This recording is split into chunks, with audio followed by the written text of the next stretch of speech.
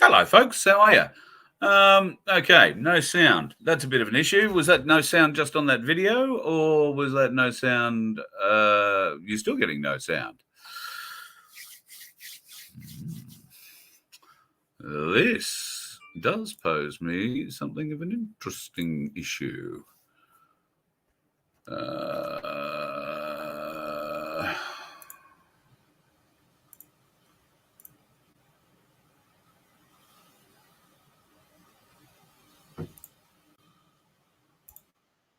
don't know. Are you hearing that little test? Any noise, any noise, any noise. Only video. Okay, I'm working on it. Let me see what I can do here about microphones. It says my microphone is working. Thanks, Trevor. You can hear me? Do we have a bunch of trolls in talking about no sound? Do we? Because that's their latest little trick. Or might have been just the video. Beautiful. Shari, thank you so much. Sunshine, thank you both. Sunflower, thank you so much for your help tonight and help today. It would have been last night, I guess. Yes, we ordinarily would go forward and do a QSI show on a Saturday night, but there are a few things happening in the world that meant maybe doing it today was a bit better for people. And by the looks of it, a lot of people like doing it at this time on a Sunday. We have our regular panel pretty much joining us. Jim hasn't come in yet, which is rare because it's not 2:30 in the morning for him this time of the day, but we'll see what it goes. I'll have to try and figure out what's going on with the audio on that video I played. But what it was basically was a rundown of how our current banking industry works. And it's a bit of a shit of a way it works. So I think most of us who are a little bit awake at least understand how the banking system has been controlled now forever and how it is breaking down. But that video really did show it and explain it to anybody who is still teetering on the edge or maybe hasn't swallowed that pill yet and still thinks the banks are working for us, trying to help us. Like hell.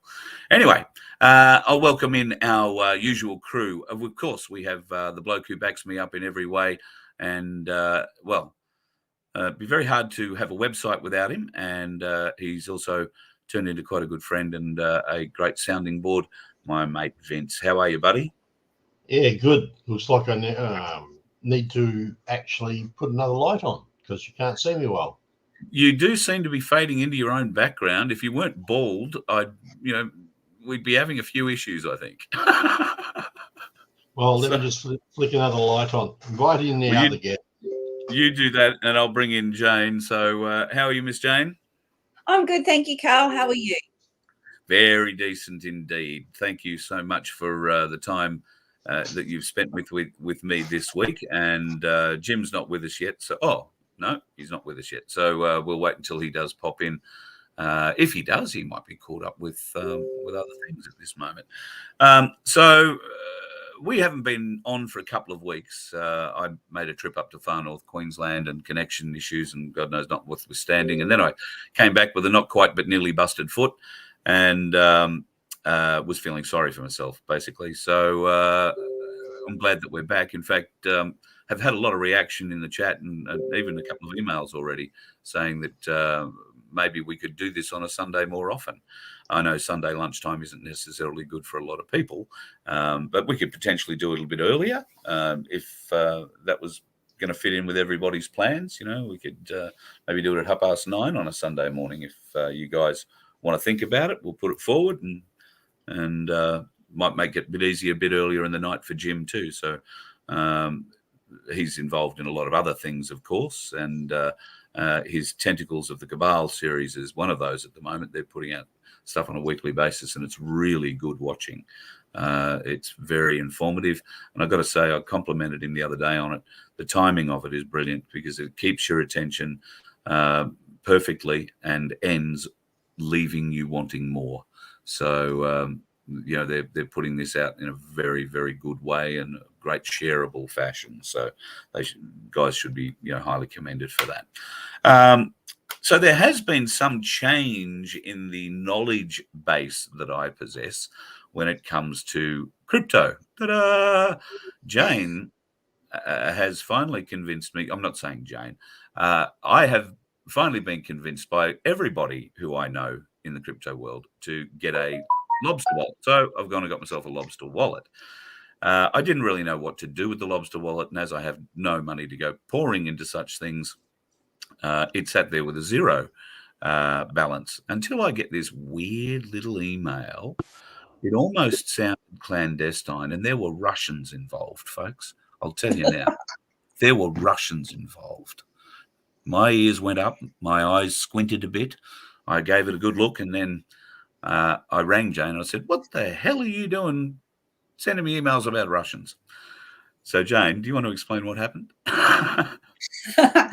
A few weeks ago, most of Task Force and the really high-level volunteers in QSI got a gift from Stella Russia. So me being me, didn't keep it all for myself, and I gave some to Carl so that he could have a little bit of a play in lobster. So we were all gifted some XLMs. So yes, I gave Carl some, and I gave some to a couple of other people as well. And yeah, one of the kids had been looking at and when I say kids, I mean one of my son's mates.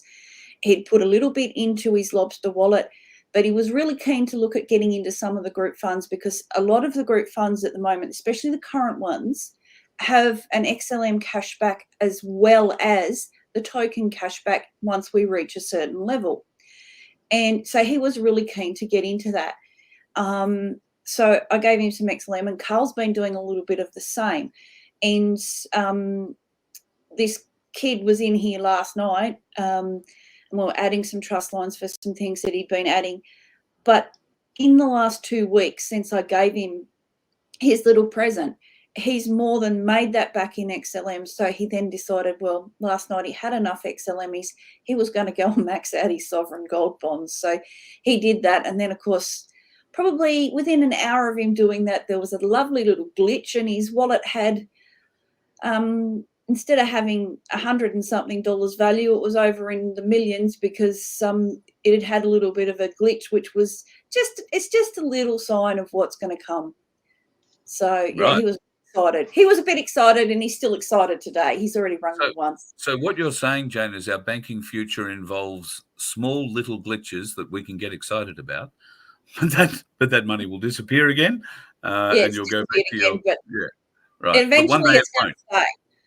Eventually, right. it's going to stay there.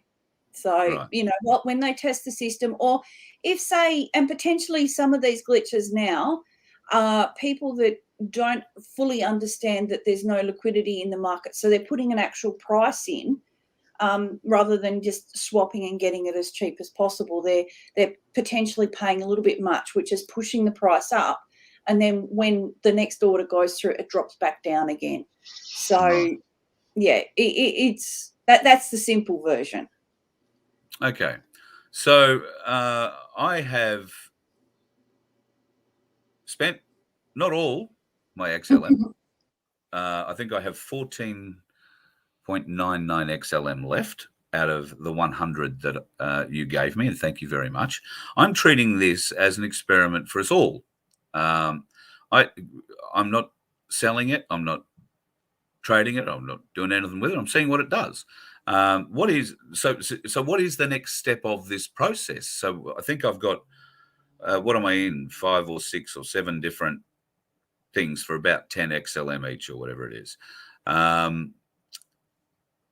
it's just a sit and wait process. Is that how that works? Mm-hmm.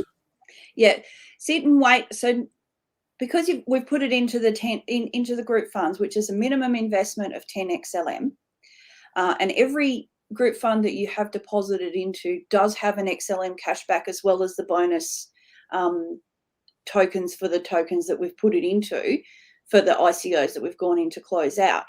I think one of them was Microsoft. So when that actually closes, the developer will send the bonus tokens back to the QSI group fund. So by pooling our resources together, we have a bigger going after the higher tier to get the highest level of cash back that we can for the incentive on the ICO, because these incentives only come in on the ICOs, which is the initial coin offering. So what happens if when it closes, there are still a lot of coins available, or a lot of positions available? Once the ICO closes, it closes at that price, and it then fluctuates. The price fluctuates on the market.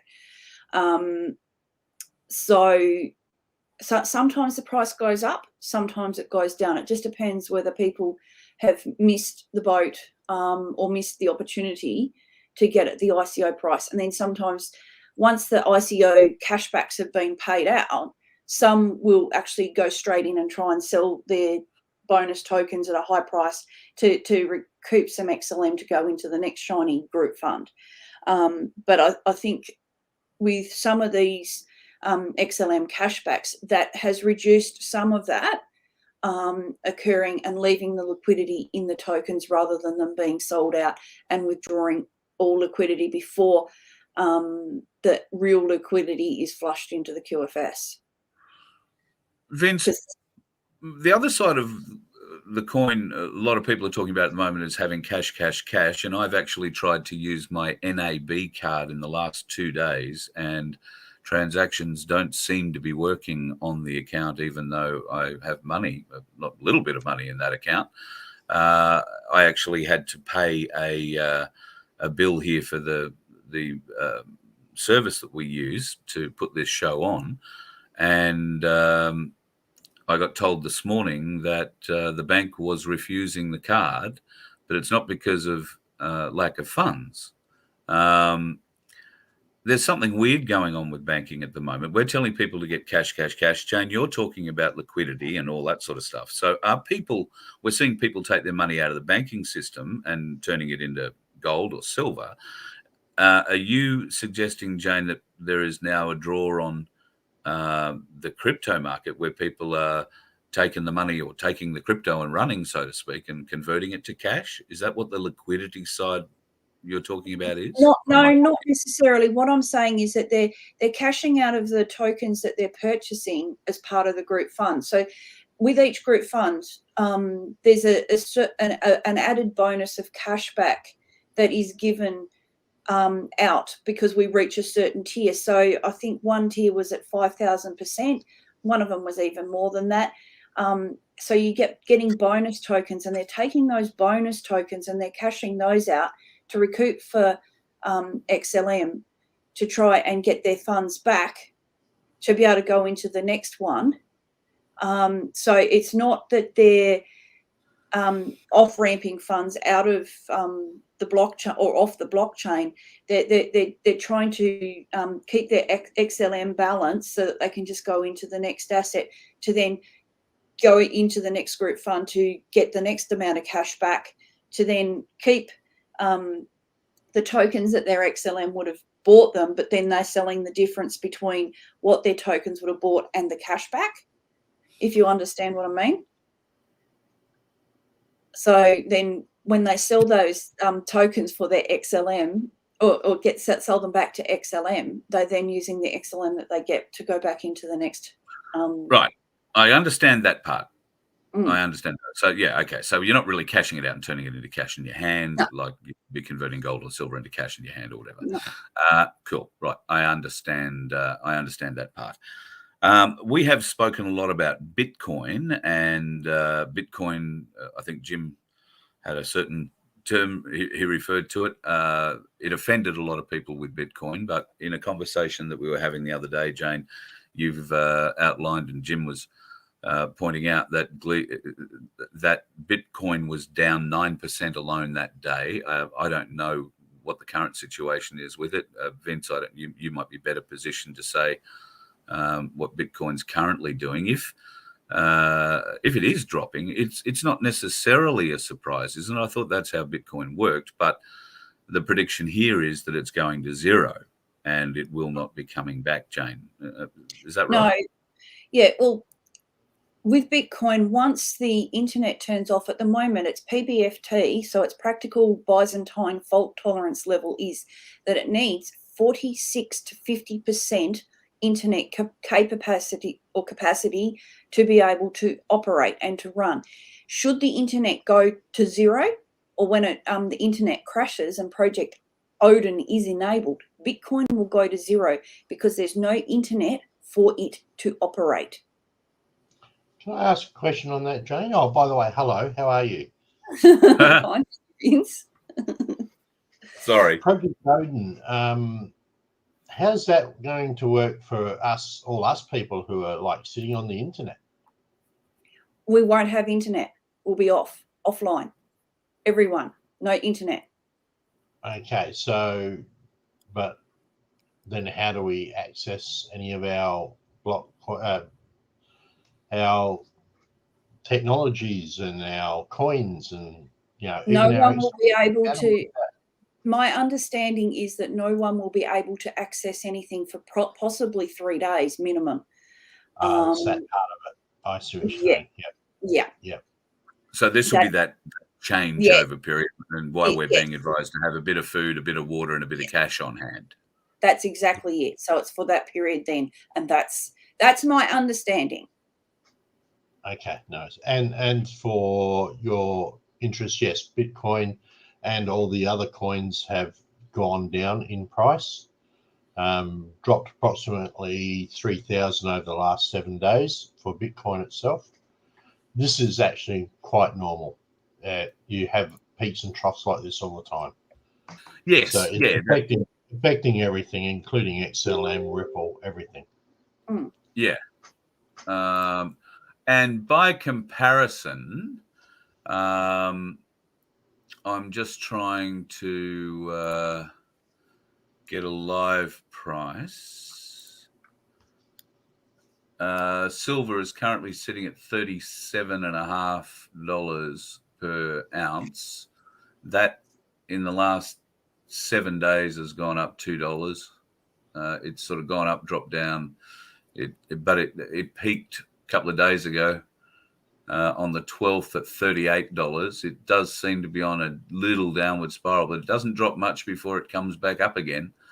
And it's moving dollars per ounce at a time. So there is certainly things happening in the financial market, and it's happening in both the crypto world and in the, I don't know, what do we call it? The old school world? Is that the best way to describe it? Yeah. Don't know if you call it the old school world. I think you call it the very financially broken world. It's probably the better statement. What we've traditionally known is broken. Yeah.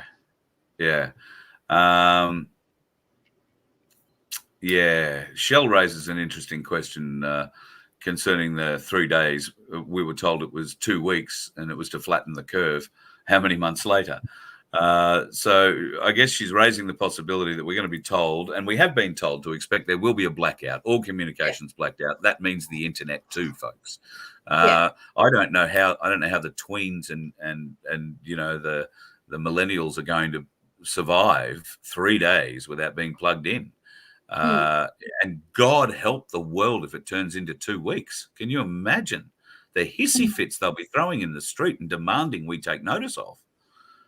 We've also got Sunflowers asking a question: does QSI share your account with the government like the banks do? I'll let Jane answer that, but I already know the answer. I don't share anybody's account. No, not. She's not asking if you do. She's asking, does QSI share? QSI don't have a bank account. Okay, that's not quite. No, they don't share the information with the bank, is what Sunflower. QSIs do not look after the blockchain in that respect.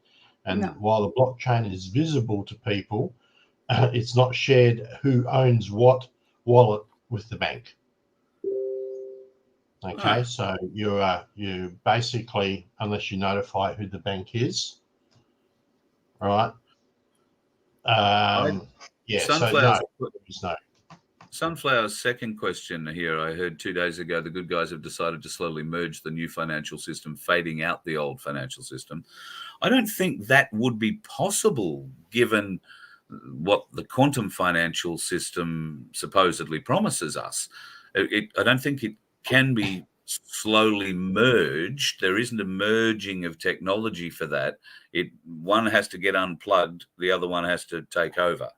That's my understanding of how most updates in any computer system work. Isn't that right, Vince? You've been the computer updating person in our lives. It'd be an interesting challenge to merge them. I don't quite see how they would do that. It would obviously, a clean break would be better, but we change processes all the time. We change from one operating system to another.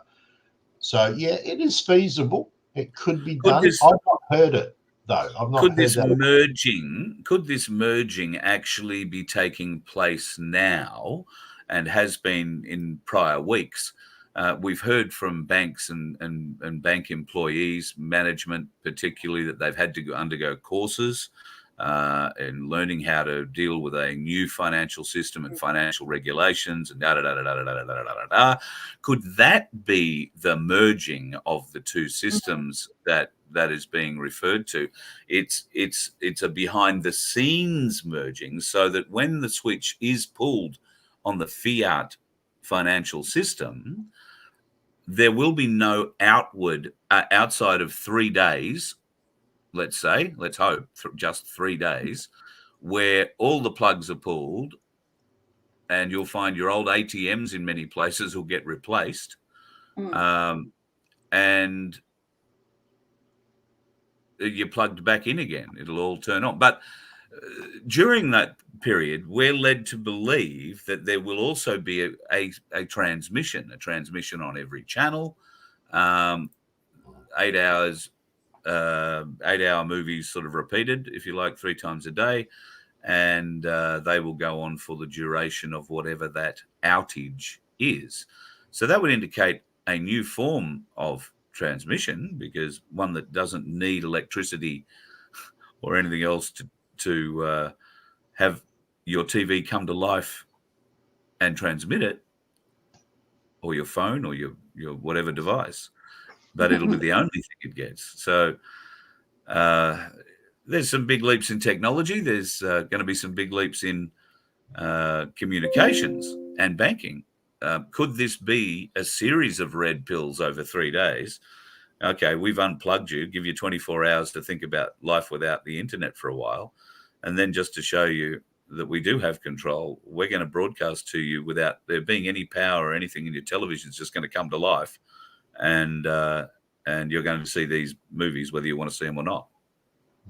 That'll wake a few people up. Yeah, look, and who knows how they're going to do it, and we're probably not going to know until it happens as to how they're going to. Sorry, Jane. To give credence to the thought of the merging process, you've got the fact that all the systems are going to be changing to handle the digital crypto that the governments are trying to put in so that they can govern their people. So that process is already in play as well. They're doing their trials now. So that gives some credence to that actual option. I've also heard that CBDC, instead of standing for Commercial Bank Digital Coin, will stand for Citizen Bank Digital Coin. Don't know that Citizen. I don't know that Citizen is much better, given all the connotations. Decentralized currency. Oh, is that what it's going to be? The central bank decentralized currency. The White House version is central bank decentralized. And Emily has done a really, really fabulous discussion and outline of that in an interview that is on QSI's Rumble channel that she did with the Lights of the Round Table. So if anyone hasn't seen that, I would highly recommend that you go and have a look at that, showing how the White Hats are using what was supposed to be the central bank digital currency to implode the reserve banks of every country. So they're using it against them. And we are seeing pretty much that in the effect in economies around the world, not least of all our own. Yes, Yeah. exactly. Enacted through the incompetence of government. Yes. While I was thinking about it, a question from a few weeks ago, someone asked about centralised and decentralised in relation to XLM. And we said it's decentralised, which is correct. So they asked, the other question was, is it all the computers that are running the ledger, are they all controlled by XLM? The answer to that question for the person who asked is no. XLM only has 3 main computers that look after the ledger. The other 37 plus that look after it are spread all over the world and owned by different people, organisations and companies. So definitely fully decentralised for that person who asked. Okay, so just trying to catch up on some of the questions we never seem to answer, Cal.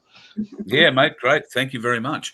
XRP came into a conversation that I was having the other day. Somebody was rubbing their hands gleefully together and saying that they'd heard they were going to get $50,000+ for every XRP that they owned, and they owned a lot of them. I heard something else, Jane. I heard that's not going to be the case. There will be a buyback, but it will not be at these exorbitant levels. And Jim is actually a really good one to answer that, and unfortunately he's not here. But XRP will be subject to a buyback. We, the people, were never intended to own it. It is an institutional coin.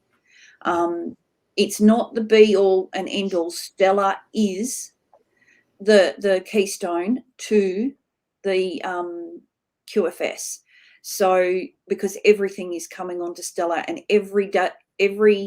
all our everyday transactions that we, the everyday people, are going to be doing will be going through Stellar. If we purchase a property, it'll be done on Stellar, and you'll have an NFT or a smart contract for your property settlement, or contracts moving forward will become smart contracts. You will program it and it will automatically update. If you make a minor change, it will automatically update on the blockchain. It will all be on the blockchain, and it will all go through Stellar.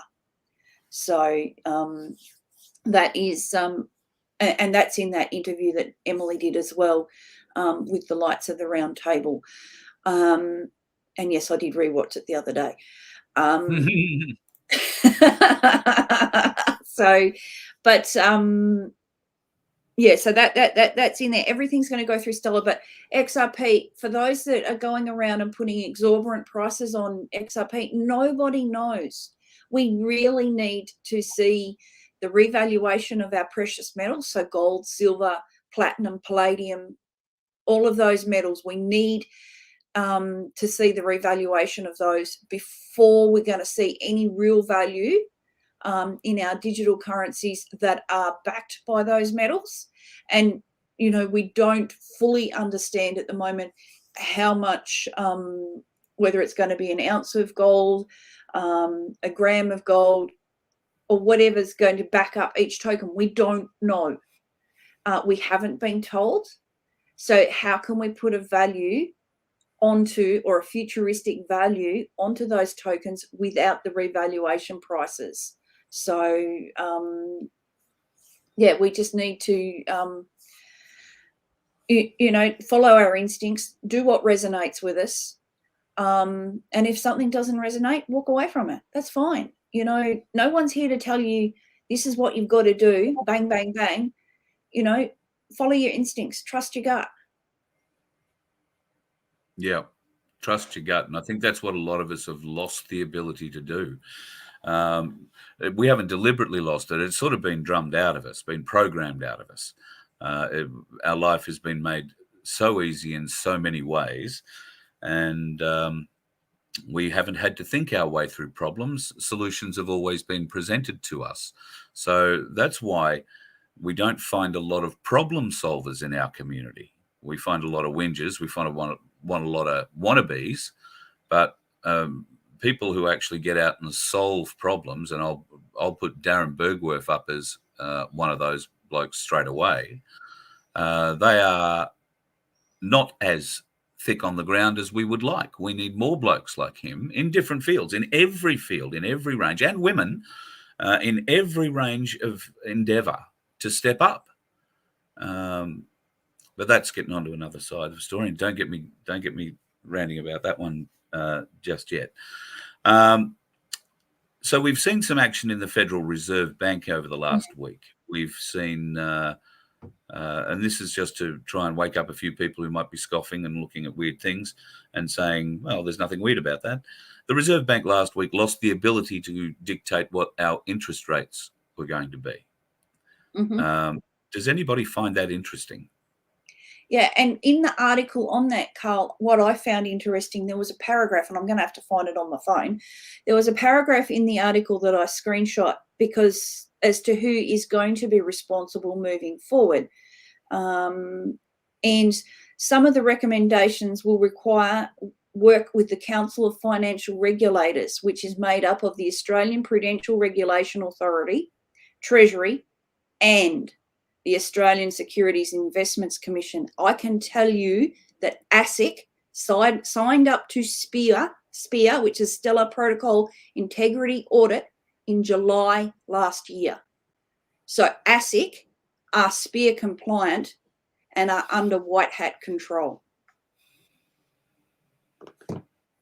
So the fact that ASIC are going to be on that board setting interest rates suggests to me white hats.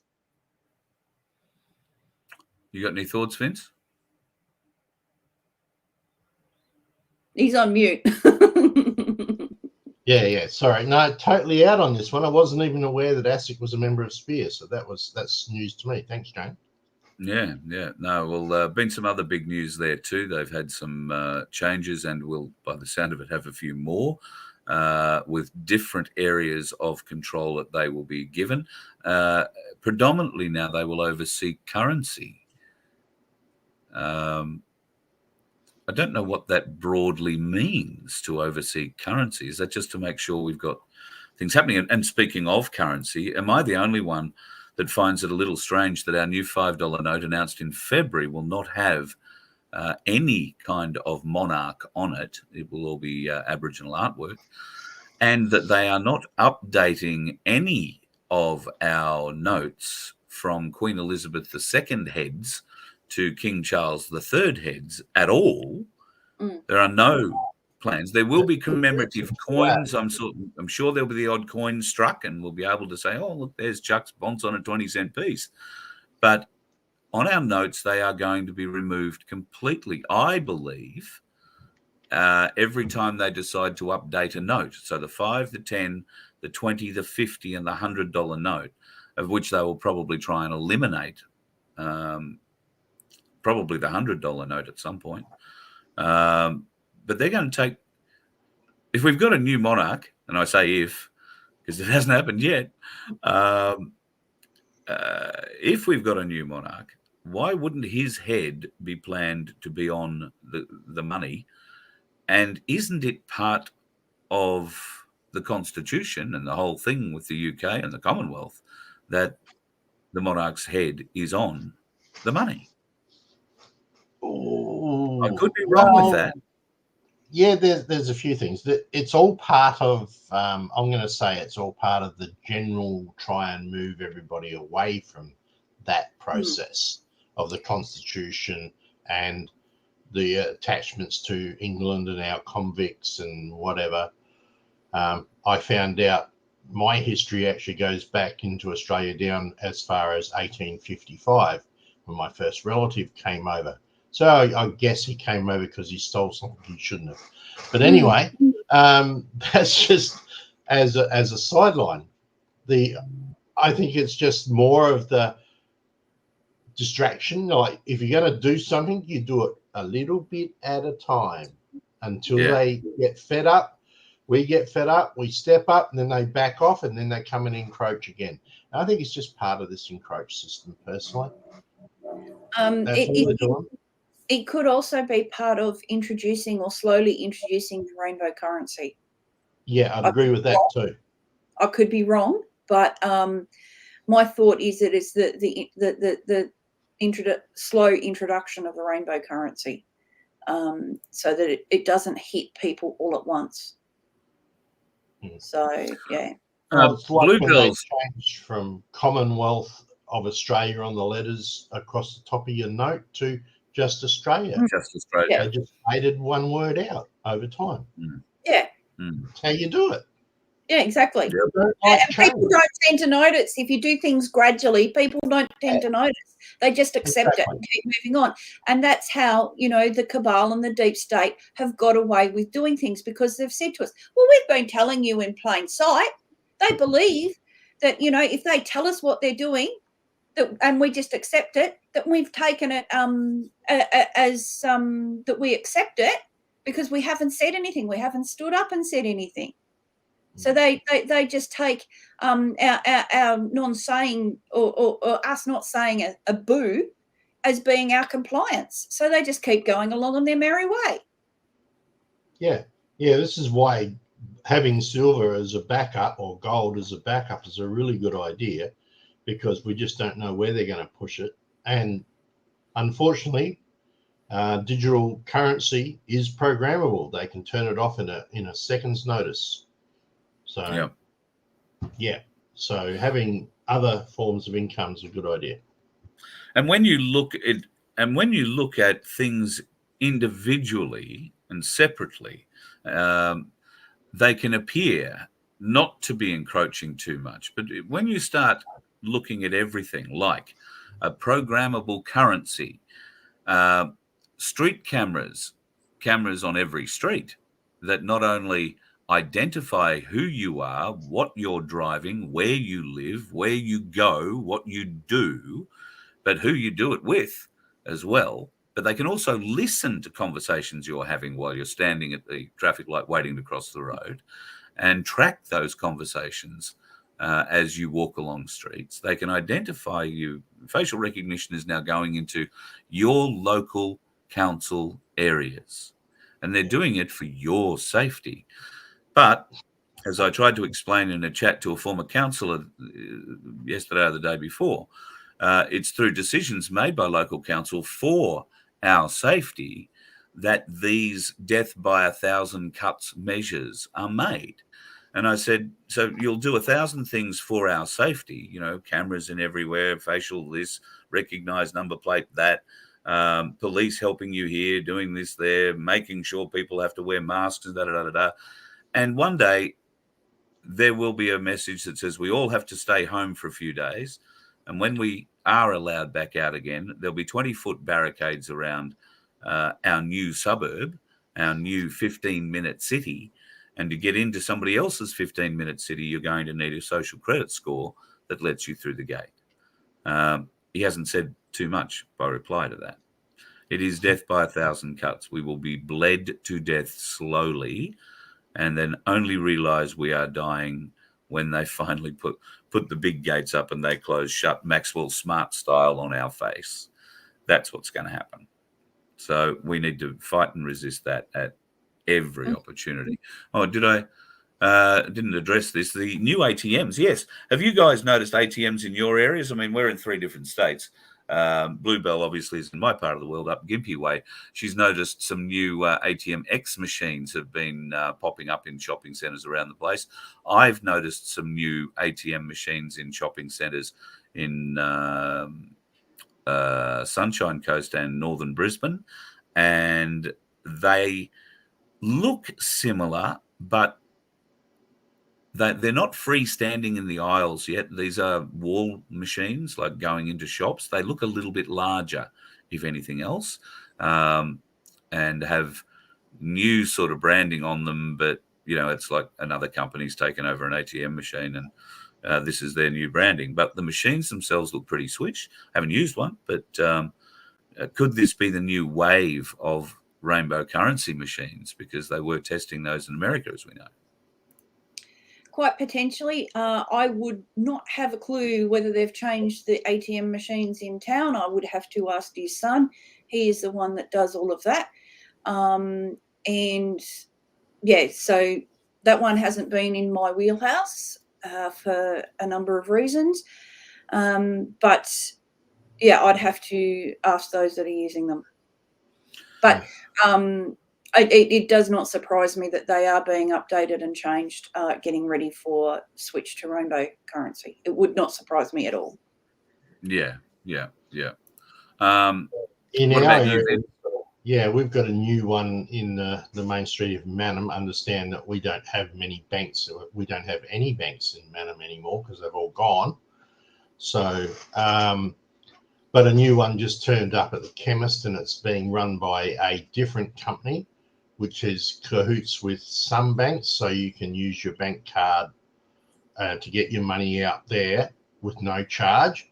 But other banks, you will cop a $3.20 charge if you try to withdraw money from it on your card. So it's interesting, but it's not. It's an individual private company supplying the funds. Who the company is, don't know. Got a question there. What are the thoughts on silver? I can tell you the silver price currently. There it is. That's coming from Ainsley Bullion, and that's in Australian dollars. I'll just make sure. Yeah, that's in Australian dollars. So 37.48. If you want to go to US dollars, we'll figure that out. 25.09 US dollars per ounce. Now that's, you can see that silver started pretty low. This is going back to February 6th of 2023. It's at $22. So if you started and got your first coin at, somewhere around $23, $24, you've probably made yourself a few bucks today. Well, we'll go back to Australian so that the bulk of the audience gets an idea. So you would have bought it at $32. So you've made $5 on your coin, $5.50 on your coin since February. How's your bank interest going on that? How's your super going on that? So, but crypto also has those sorts of advances, so some larger, some smaller.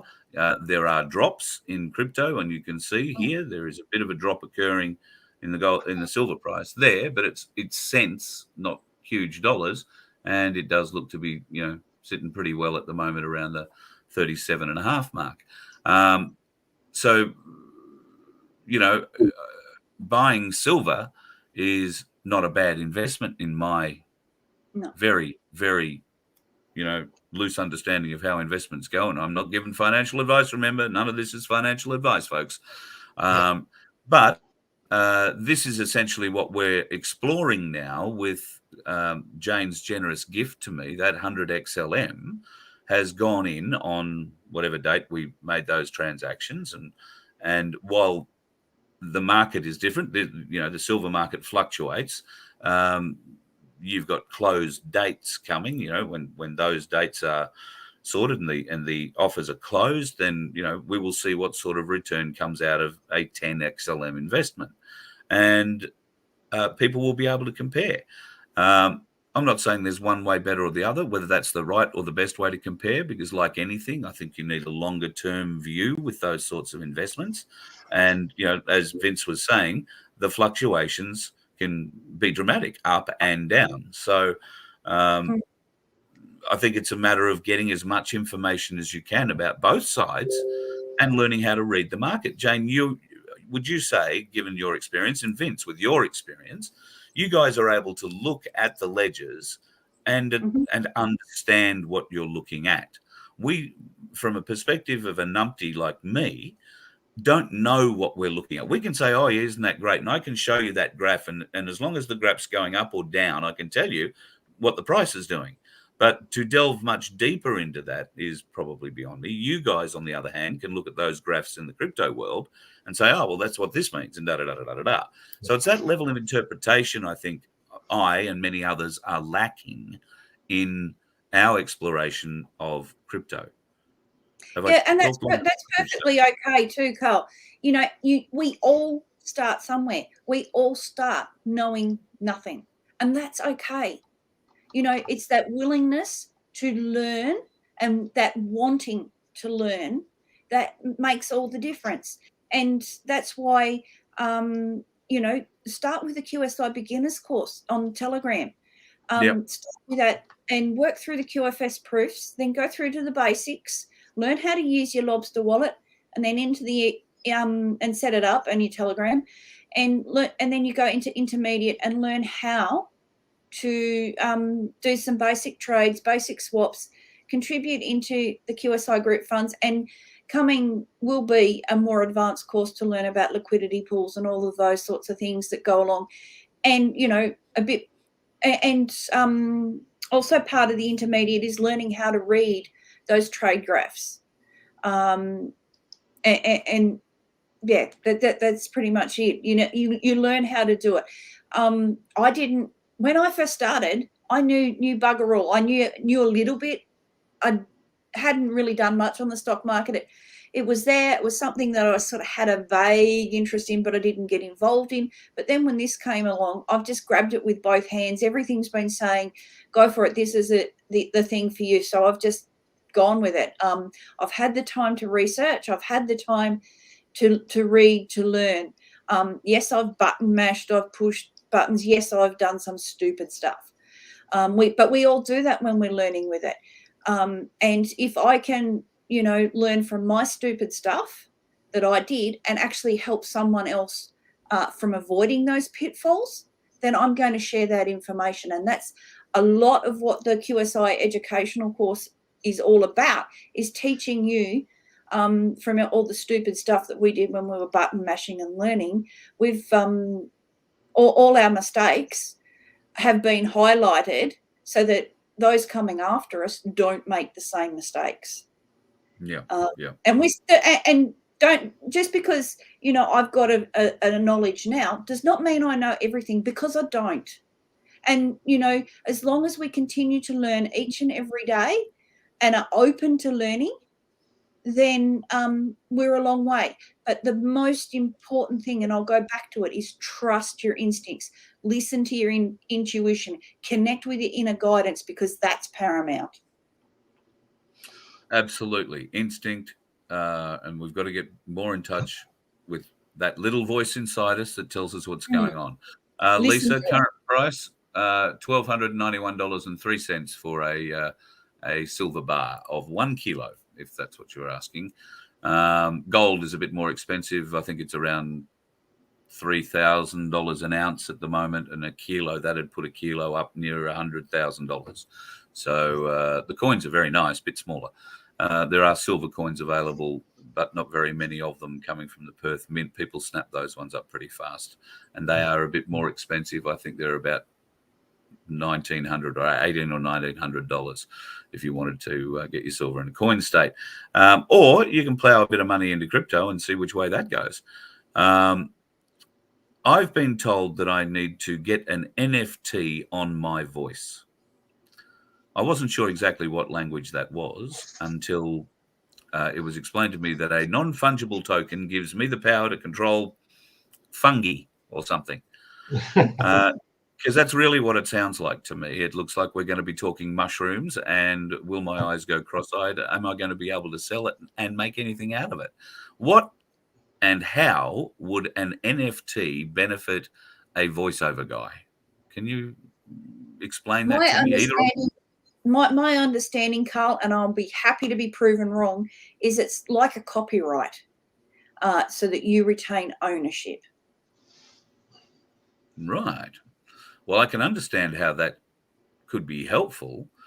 Does it give me any way to enforce ownership of my voice when a client is using an ad I may have read a year ago and they paid a 1-year fee for, and they're using it 5 or 6 years later and have been constantly but not paying for it? Would it help me recover the voiceover fees for that? NFTs are not something that I'm 100% over the top of, so I'd need to do some more research for you. Vince, any ideas? Likewise. And a lot of NFTs are usually attached to beautiful digital pictures or bits and pieces where you can sell a particular thing. That's one type of NFT, but I'd have to look into the rest. I've not gone down that path.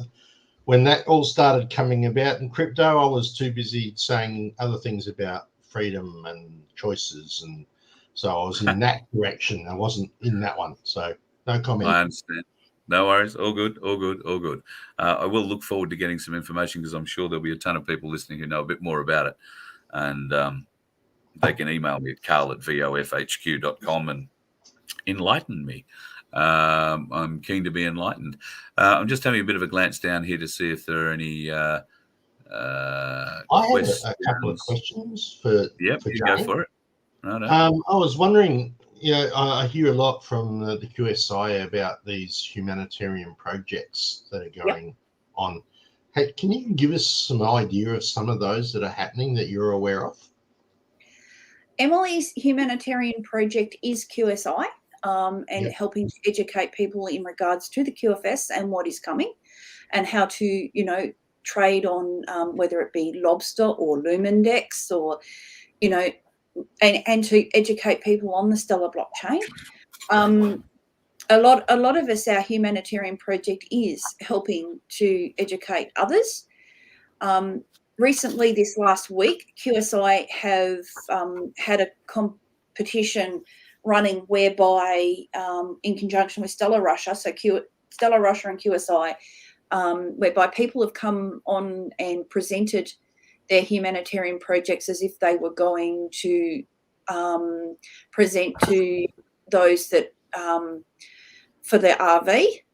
So whether it be a Zim bond or any of those sorts of things. So they've put their projects together. They've done the presentations as a practice, really. They've put themselves out there, done their presentations, because this is what they would like to do with their as their humanitarian project with their with the whatever they've set up. I understand. So what were some of the humanitarian projects that they sort of were showing in those presentations? Did you manage to catch that? Because I didn't see that at all. Yes, I actually hosted 3 days worth of them on QSI. So yes, I do know a little bit about them. There were some absolutely fantastic projects. Robin from QSI New Zealand North, and yes, I do know Robin. I talk to Robin every week on the New Zealand call, and she did New Zealand's housing. And there's a real issue with housing in New Zealand, and the condition of housing and the mold in the houses. And she's got a real workable solution that they've been trying to work on for a period of time, because, her family are architects and they're involved in construction and those sorts of things. So they've got a real workable solution, and she's hoping for her, or she will be for her humanitarian project, been doing things in communities to address the standard of housing for those less fortunate than ourselves, to make sure that they've got suitable housing so that they've got no mold growing in their housing or houses, to reduce health effects like asthma, which is that come from mold spores, breathing difficulties from mold spores, those sorts of things. Then there was another guy, Yuki, who is in Australia, was talking about medicinal cannabis and hemp, and absolutely phenomenal what he wants to try and do. Others looking at victims of domestic violence and how to support them and help them heal. What else? And again, South Africa was housing. This is the beautiful part of what QSI is about, this part of it. And being able to go out and help the people and do that, and having a blockchain and a way of funding it, I reckon, is a great idea. So I just we hadn't heard, we knew that it was about, but we hadn't heard much of the ideas that were being put forward. So it was great for you to be able to give us some of them. Carl, I'll hand it back to you. But if anyone wants more information on how to put together a humanitarian project, QSIresources.com. There's a whole page dedicated to humanitarian projects and information for putting projects together. and the templates, PowerPoint templates. There's presentations from Donna Heckler on QSI's YouTube channel in regards that she did 12 months ago in how to prepare a humanitarian project proposal. And they have actually been restreamed as well on QSI. It's 5 a.m. Australian Eastern Time, Standard Time, and they're Wednesday and Friday mornings for the humanitarian projects. And the Money Mastery with Annie is Sunday and Monday mornings, 5 a.m. And yes, I get the 5 a.m. Monday morning slot.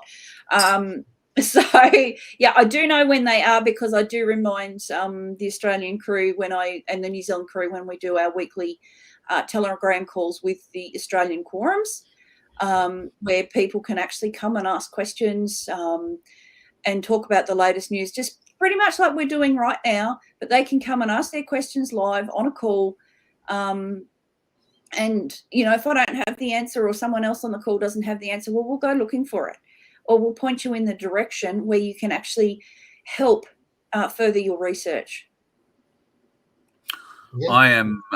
I am really interested in hearing from anybody who has a humanitarian project they think is worthy of some attention.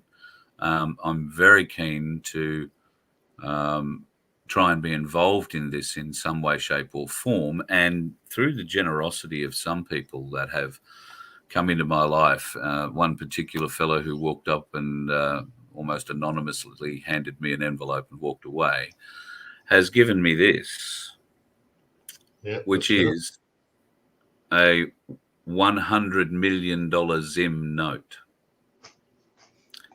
which I think puts me in the league of humanitarian projects only. Yeah, it does.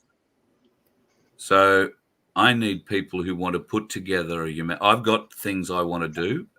Obviously, I've spoken strongly on my show here about domestic violence and the fact that people in that situation, women and children in particular, won't leave the situation because of animals. I want to create somewhere where everybody comes. Doesn't matter if you've got a mouse or a horse, you bring everybody and you'd be safe.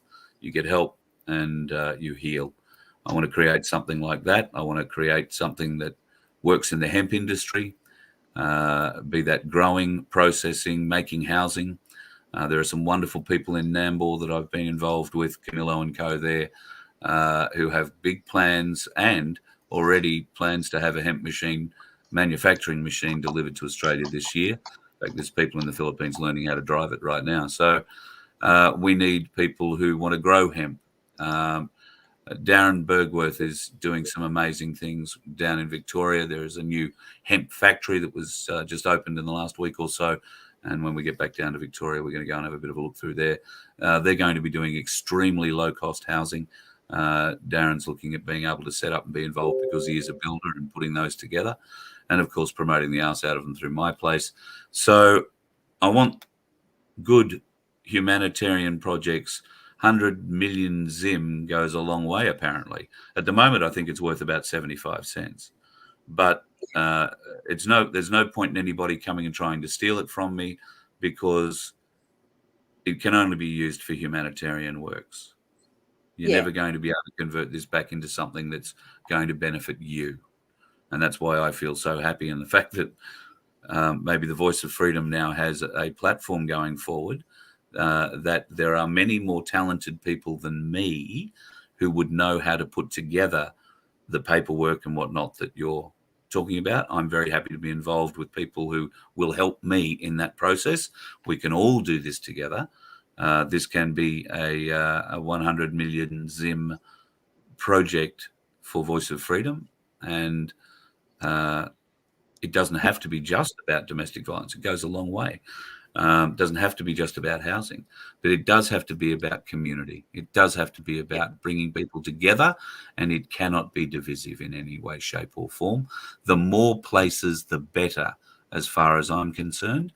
And if that means people in New Zealand or New Guinea or some places closer to home, Samoa, Tonga, those sorts of places that need things, great.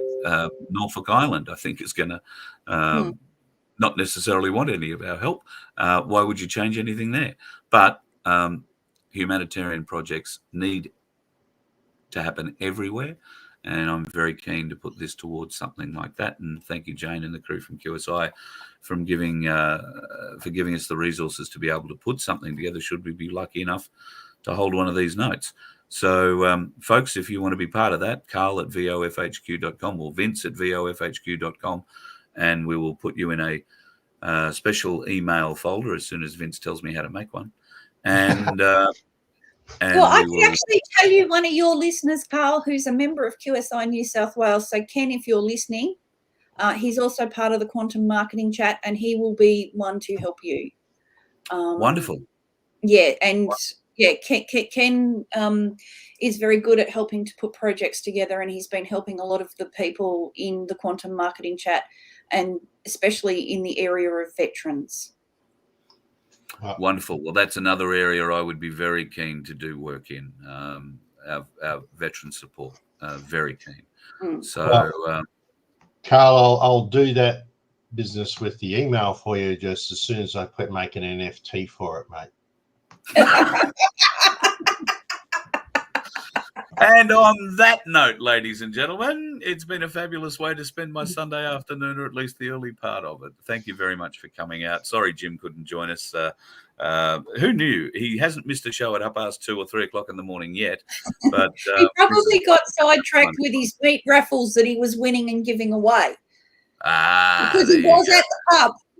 He was at the pub. Oh, well, there you go. We've now maybe discovered the essence of the issue. Jane, thanks very much for coming on and sharing your time on a Sunday. And look forward to watching my lobster wallet with great intent. I'm not exactly sure why, but I look forward to watching it with great intent. Oh, you're having fun. I am. It is. I mean, I've watched more wiggly lines in the last 2 weeks, be it gold, silver, or XLM prices and other things in crypto, that my eyes, I'm surprised my head's just not vibrating a little bit. Maybe it always is, and you just don't notice. Well, at least it gives you a chance, Carl, to see how transfer of digital assets work, move backwards and forwards. It's a great learning exercise, mate. Absolutely great. Yeah, you're having to play, and at the same while you're playing, it's not like you're going to lose anything. What, it was $10. Yeah. It was $10. Yeah, and so Russia gave it to me, and I just paid it forward. Yeah. So at the moment, I've got. Oh, he says trying to find it. Well, you've got some in XLM, but you've got other assets as well in that one. So he's waiting for him to come back. Oh, so yeah, I had $10 of XLM, if you like. I've got $2.11 left, or 14.9968 XLM. Anyway. Well, you can share my screen, Carl, and that'll show what you've got left. Oh yeah, there you go. Oh yeah. That's what he's got left. See, he's been very busy sending off to the group funds and he's even got his memos on, so we don't need to give him the finding memo sticker because he's remembered his memos on. So, he's done very, very well. So there's no punishment. I think a couple of them may have closed. SpaceX, I think, closed. So, give it a few days and there should be some cashbacks. I will tell you, there is some weirdness in there, folks. I was particularly enamored with the SpaceX one because I like all things that want to talk about space for a variety of reasons. But there is also one in there that has something to do with mining on asteroids. Oh, yeah. Should I ever be lucky enough to have grandchildren and they have children, they may be able to experience the benefit of me getting in with 10 XLM worth of astro mining shit. You're having so proud of me. Just remember, people, that it's, if you're going to do anything in here, right, not financial advice, but only invest what you're prepared to lose. Exactly. Yeah, and so far I've invested nothing. I am playing with a gift. Yes, so let's be clear on that. Win with a gift too. So look, potentially, and look, for me, Not that I'm in a position to own a lot of silver or to buy it on any kind of regular basis, but that is the only measure that I have. A person very early on in my little journey here gave me a kilo bar of silver, and I received it, and I got the invoice from the company that sent it, so I knew exactly what they'd paid for it, and it was well under $1,000 that they paid for it at the time. Now, that isn't too long ago. It's not a year ago. It's not even 8 months ago, or maybe a little over 8 months ago. That sort of thing happened. And now that same bar of silver is worth nearly $1,300. Yeah. So remember, though, selling it back to the dealer, you're not going to get as much as you would if you're paying for it, because that's how they make their money. Yes, right? but we're looking at it as an investment. Yeah. We're looking at it as a long-term investment. So, and it's the same with these digital assets. They're a long-term investment. Yeah, exactly. Yeah. So pick the right ones. Well, and that's real quick. I could have gone and invested my money in a bar of tin. It was a lot cheaper. But if it was copper, maybe. Every group fund that you have put a deposit in, Carl, has got an XLM cashback coming as well as the asset. So you're not going to lose at the end of the day. So will the Russians be coming for the money? No. Well, you got to remember, Putin signed a UCARS decree probably about a month ago, and he mentioned Stellar Network twice in the decree. Yeah, right. Wow. So okay. Absolutely phenomenal. So right. There's big things coming, and there was a post that Emily shared in the last couple of days with Ben from Stellar Russia, and yes, he is Russian military. There's stuff, and he's been telling us for the last 2 times he's been on a call with Emily that it's going to be a red hot Russian summer. Right. All right. Well, I'll give you all this undertaking too, that any cash, anything that comes out of this that might be worthy of use for a VOF solution, I will very happy hand it over to anybody that's been following along. If we've got a good reason, or somebody needs a bit of help, I'd be prepared to donate the money that we make out of this to helping people going forward. Paying it forward, whatever it is. That's a big thing to say now. Of course, when you dump $75 million in the account, we'll need to negotiate a management fee. But that's all I'm saying. Carl, might be 12 months, might be 2 years, might be 5 before your little investments pay out. So that's exactly right. And with your XLM cashbacks, I would actually, like I know what the kids are doing with theirs. They're actually reinvesting into the next group fund because there's still XLM cashbacks on them. At the end of the day, they've got tokens in other assets. So is that dependent, Jane, on hitting the number? Yep. Some of them are, some of them aren't. If there's 500,000 people required to invest at X amount of level. It's not the number of people, it's the number of XLM that are invested. But the XLM cashbacks too are primarily for those that are investing through QSI in with the group fund. It's not, the XLM cashbacks are not available outside of the group fund. Okay. All right. Confused. Can you explain that, Jane, please? For those that are contributing through the QSI group fund, the cashback, the XLM cashback is an additional bonus on top of the token cashback.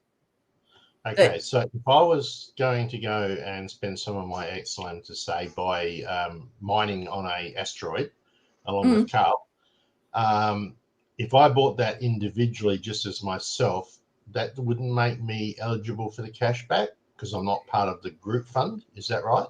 It wouldn't make you eligible for the XLM cashback, no. Okay. So you're better off tying in with the group fund. So then you become eligible for the cashback. Yeah, become eligible for the XLM cashback. If you go in at a tier level for cashback of tokens on an ICO, you'll still get those as an individual. But the bonus of being in the group fund is that the group fund's probably going to qualify for a higher tier of token cash back. So therefore, you're going to get more tokens back for your buck. Which means you need to be a member of the QSI group somewhere so you can join in the total. Okay, cool. More understanding of the rules of the game. No worries. Brilliant. Thanks. Somebody said in the chat this is very pyramid-ish, meaning pyramid scheme-ish. Is there a pyramid involved in this process? Is this how this is working? It's all over the place, mate. There's no real pyramid. I was going to say, it doesn't sound like there's a point here where everything's funneling back to one point. Everyone, gets the same. Yeah. And if it was funneling back to one point, wouldn't we see that on the blockchain? Yes, we would.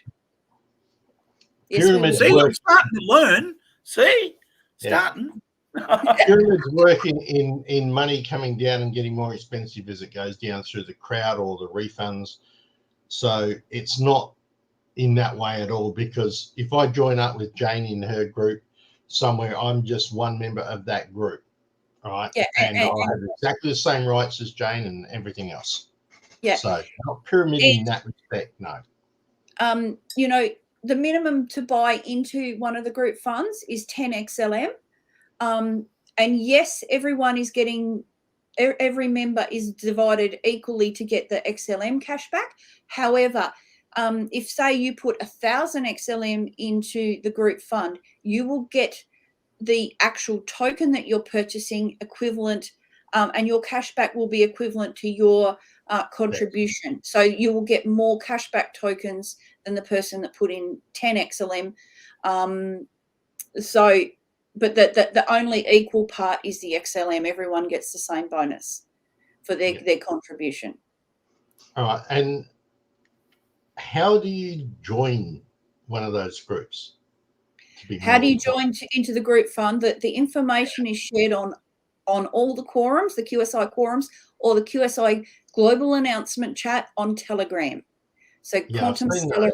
But do you need to be invited, or can you just join willy-nilly? If you wanted to put a deposit in, you follow the instructions on the group fund instructions. And that's how you send it off to. So say for instance, I think Carl had Dubai Land on there. So the federation for that is QSIGF-Dubai Land *lobster.co. That will pull up the wallet address for that group fund. You send your XLM to that with the memo Dubai Land, and your XLM must be a minimum of 10 and no decimal points. No, that's all right. Now I know what you. Yeah, so okay. Whole dollars, only whole dollar trade, or whole XLM trade. I'll ask them questions when I need to. Don't worry about it. Minimum of 10. And look, if anyone wants to have a go at it, I would highly recommend, just if you're unsure of yourself, just go with the basic 10 XLM to start with. But double and triple read the instructions, and triple check yourself. It's not scary. Just go slow. It's not a race. Yes, it was once I was able to identify the asset, because the biggest hassle for me was finding my way through the app, finding what button did what. But once I was able to identify the asset, which came via text from Jane, made it a lot easier. I was able then to navigate through to put that into the appropriate area to buy my 10 XLM of it. Found it really easy for a dickhead like me who isn't very smart in that app world, if you like. It was simple, very, very simple. I haven't added any of my own cash to it. I haven't tracked it. I'm not breathing down its neck, because I'm sort of viewing it in the same way you would view gold and silver, or if you were involved in shares. I've never been involved in the stock market, but it's not a put it in today and get the money out tomorrow and be a millionaire kind of thing. Never has been. So I'm interested to see the comparisons between the two, the gold or precious metals market and crypto. But we'd be stupid, I suppose, Vince, not to keep an eye on the market as well, and the stock market, Yeah. and see what returns you get over that. And if you are investing, and if you take note of buying your first coin, silver coin today or whatever, take note of the date, and then in 6 months' time, let's check back and see where everything sits. Or in 12 months' time, we look back and say, well, here's what we had on this date at this time, and this is what was paid. And we'll have crypto, bit of silver, and I'm not interested in the share market. I just fucking waste of money. But if somebody wants to do it with the share market, they can give us the results. Yeah, more than having eggs in more than one basket, Carl. That's the goal here, right? Yeah, being prepared, Cover the understanding it too. That's the key. Understanding it all. We all think we understand the fiat system.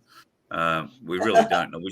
I wish that video that I played at the front had audio properly working. I'll fix it and play it again in another show, because it really does explain exactly how we don't have the fiat system figured out.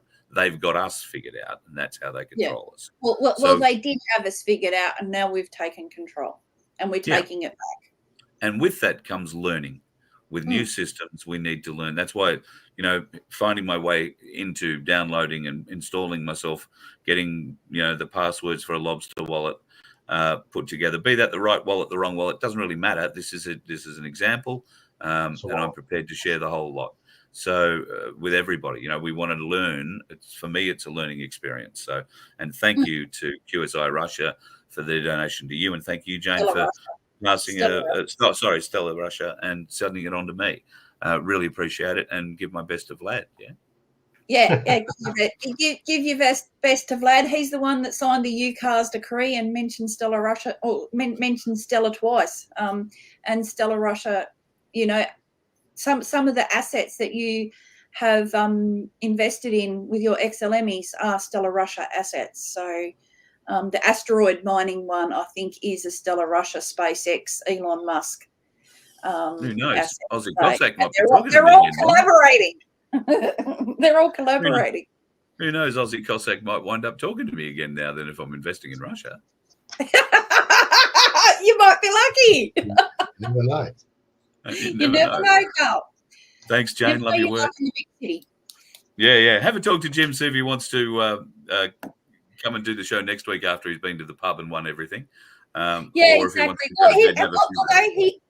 I think he said he'd won 2 meat raffles and he'd given both of them away. And then I said, but you need to keep some for yourself too. You can't give it all away.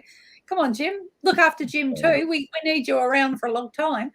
But yeah, there is a new issue of Tentacles of the Cabal coming out, and Nick and Jim are doing an absolutely fantastic job with that. Yeah, and the Wednesday weekly panel calls too, phenomenal. Yeah. Sesame Trusts were on that this last week. Oh, right. Okay. Yeah. Might be one I have to go back and try and watch. All right. I'm going because lunch is calling. It's Sunday. Go and eat. Won't be a spectacular lunch. It's just calling. I'm bloody hungry. Have yourself a lovely weekend. What's left of it, Jane? And we'll talk to you next week, and we'll figure out what time we're going to do this. I'll let folks know whether it's next Saturday night, or maybe we'll do another next Sunday morning show a bit earlier before he goes to the pub. How would that be? Yeah, before he goes to the pub on Saturday night. Yeah. We're dealing with 14 or 15 hour time difference here, folks. So 15 hours is behind us. So yeah. Cheers, Jane. Thanks a lot. See you soon. No worries. Thanks, guys. See ya. And Vince, thank you, mate. You can go off and enjoy your Sunday afternoon. How's things before you go? Quick update on My Place Manham. Going well. Things have been moving along here. It's nice to know that the My Place crew are getting a bit of a hammering from the main press. We're obviously posing a threat, even though, just like for us, all we've done is we've worked out we've got a place now that we can do our meetings. We've also got another person who's put up some acreage in their place. We're now making a vegetable garden. So we're going out to sort that all out in a week or two. So that'll be sort of like a community vegetable garden, but where we're going to plant lots that we can supply community with if need to. There's a whole heap of happening. And we're only a small town of a couple of thousand people. Yeah, wow, Right? that's great. So, and like the massive growth that's been happening, we've added more people to the MyPlace website now.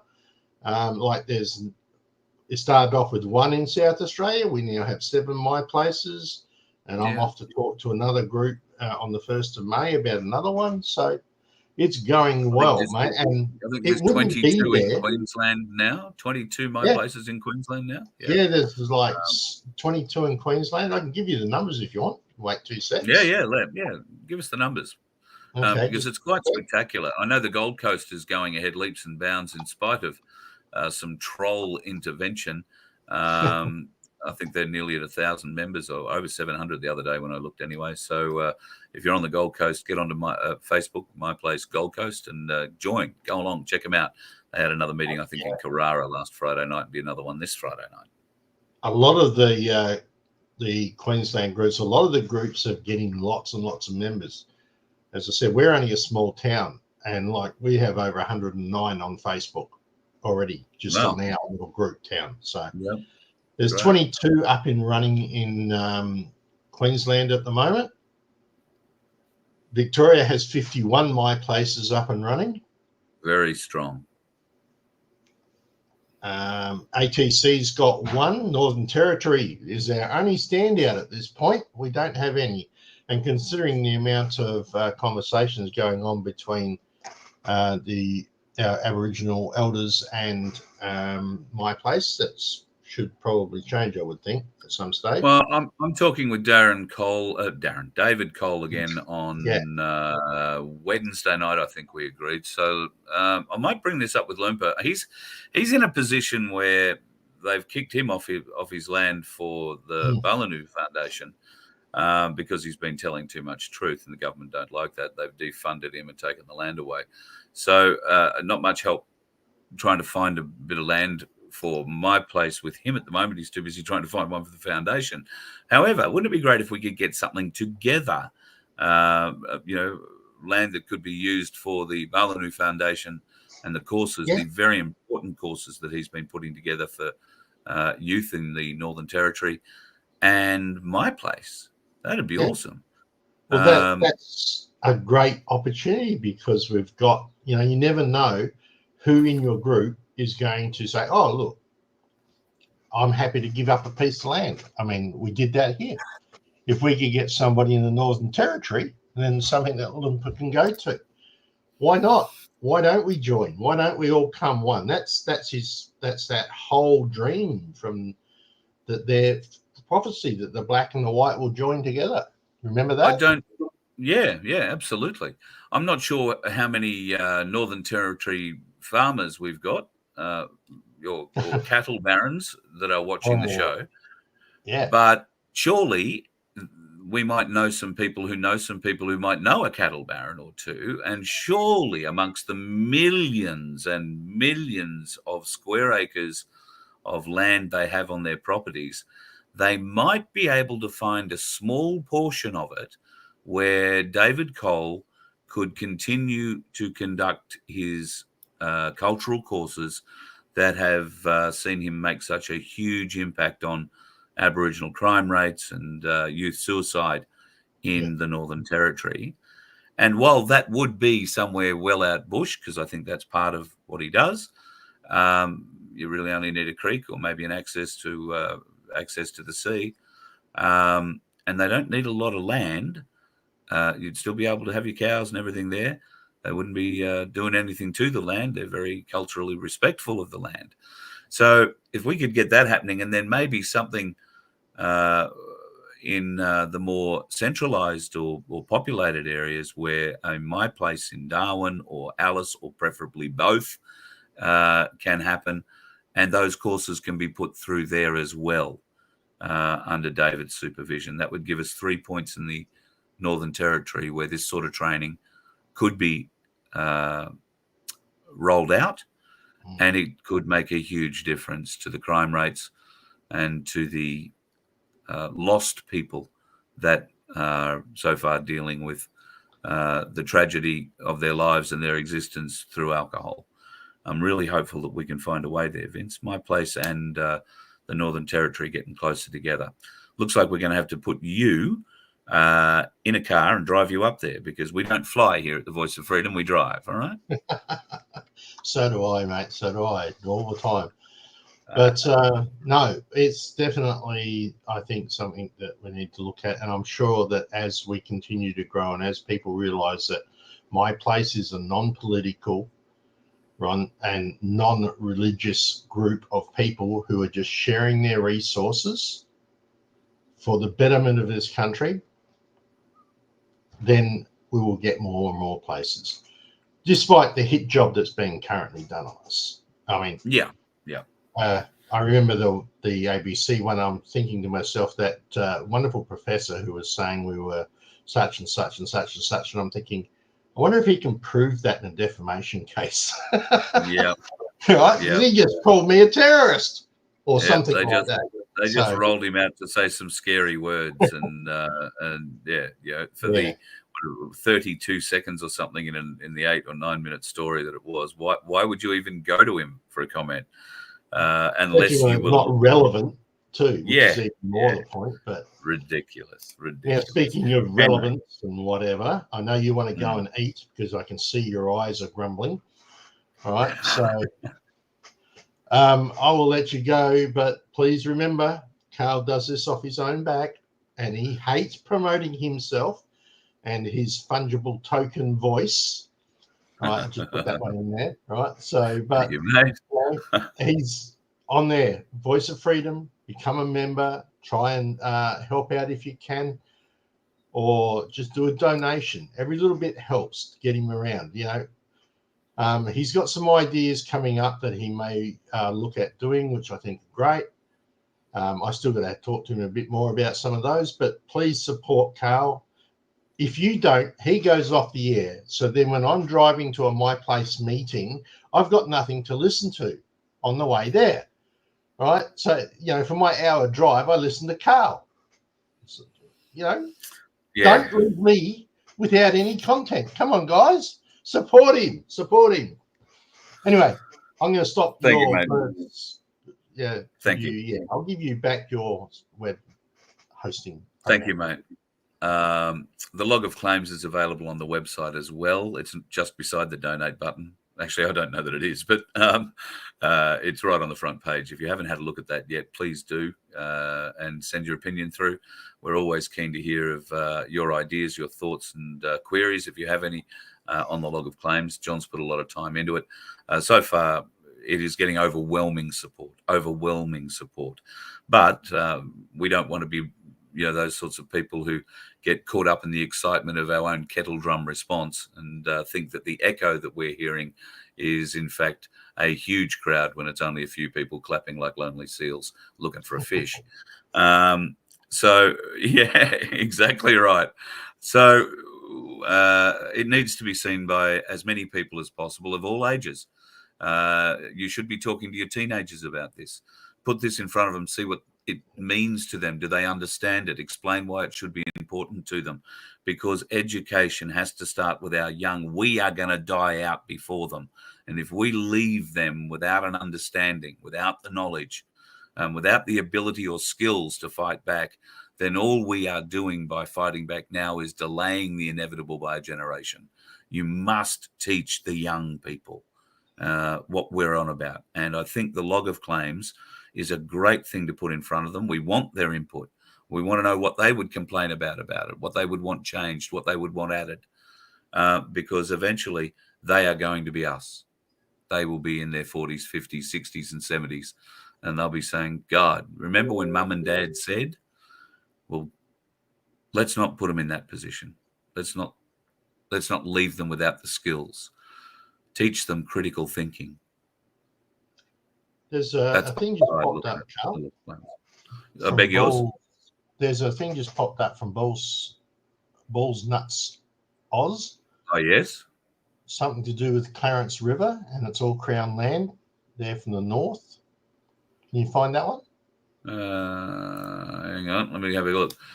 We'll all gather at the Clarence River, all Crown land from their north is where we will take the whole beautiful area. And there at the Clarence River, it will begin to remember if I can find their home. Balls Nuts, I'm coming to your place because I know that bit of the road down south very well, where they've built the big bridge. The Clarence River is a magnificent part of the world, Vince. I don't know if you've been there. She is a big river. She is Murray River scale size river, big river, just doesn't run as long, but big, powerful river, and has a lot of history on that river. And I had heard that there were, well, no, look, maybe this is for a different show and a different time, but that whole Clarence River joining, gathering at, and marking a line in the sand, if you will. I have heard whispers of that happening in northern New South Wales. So it sounds like the line is drawn at the Clarence River. Thanks, Balls Nuts. You better email me, Carl, at VOFHQ. Tell me when we're all meeting, time and date. I'll bring some cameras. We'll be down there for that. Tell me which side of the river I should be on. Hopefully this side, yeah? Vince, thanks, buddy. All right, no worries. Thanks, guys. Have a great day. Yeah, that's exactly right, folks. You have a great day. Go out and enjoy your Sunday. Hopefully it's got a bit of blue sky. Mine's got grey and blue in places. There was a bit of rain earlier this morning. Got to get out. Got to go and wash the car. It's still covered in North Queensland bugs. Well, it could be worse, I suppose. It could be covered in North Queensland dickhead drivers. But thankfully, we didn't run into too many of those. You let one ant stand up to us, then they all might stand up.